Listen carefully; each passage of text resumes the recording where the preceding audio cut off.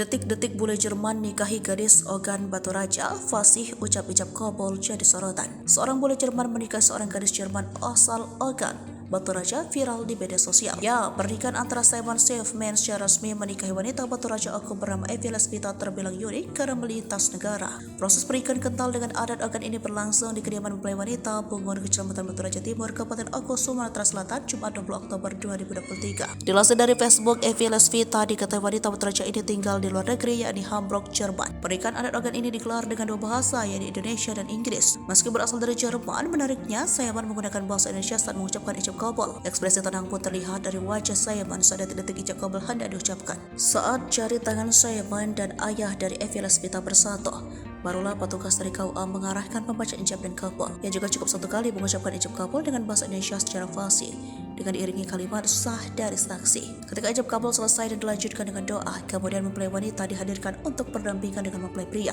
Momen penyerahan mahar dan mas kawin juga cukup unik. Kala itu Simon Schiffman menggunakan bahasa Inggris, kemudian disambut Evi Lesbita dengan bahasa Indonesia. Pernikahan bule Jerman dan gadis Batu Raja ini menyita perhatian terutama warga sekitar.